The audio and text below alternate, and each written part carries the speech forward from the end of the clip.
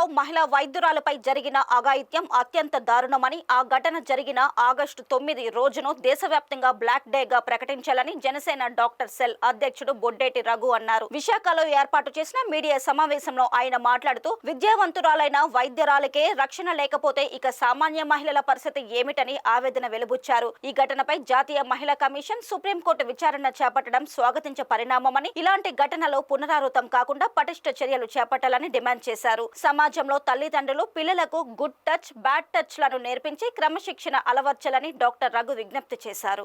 ఒక మెడికల్ కాలేజ్లో కోల్కతా లాంటి మహానగరంలో ఒక డ్యూటీలో ఉన్న విద్యార్థిని 2 గంటలకి వెళ్ళి డ్యూటీ పూర్తి చేసుకొని 1 గంట పడుకుందామని వెళ్ళి ఒక సెమినార్ హాల్లో పడుకున్న ఒక అమ్మాయిని, ఒక డాక్టర్ని, వైద్య వృత్తిలో ఉన్న ఒక అమ్మాయిని చంపడం, అది మానభంగం చేసి చంపడం అనేది నిజంగా ఈరోజు మనందరికీ ఒక బ్లాక్ డే, అంటే ఆ బ్లాక్ డేగా మనం పరిగణించవచ్చు.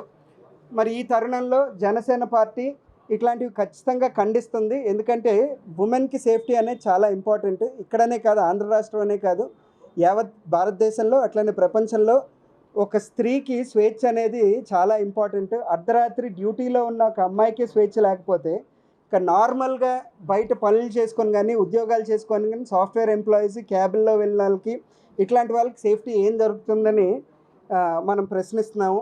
కేవలం ఆడపిల్లలకి మీరు జాగ్రత్తలు తీసుకోండి అని చెప్పడం కన్నా, మగపిల్లలకి ఎవరన్నా ఆడపిల్ల ఒంటరిగా వెళ్తుంటే అట్లీస్ట్ మనం వాళ్ళని ఎస్కార్ట్ చేసే పరిస్థితిలోకి మగపిల్లలు రావాలి.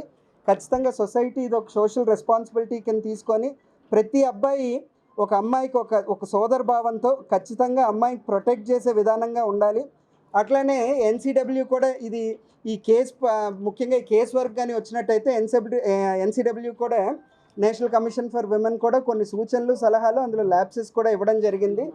అలానే ఈ కేసుని సిబిఐ దేశంలోనే అత్యున్నత దర్యాప్తు సంస్థ అయిన సిబిఐ తీసుకోవడం, అట్లానే సుప్రీంకోర్టు కూడా సుమోటోగా ఈ కేసుని తీసుకొని దర్యాప్తు చేయడం నిజంగా ఆనందంగా ఉంది. మీరు కూడా మీ దర్యాప్తుని ఖచ్చితంగా వేగవంతం చేయాలని జనసేన పార్టీ నుంచి మేము కోరుకుంటున్నాం.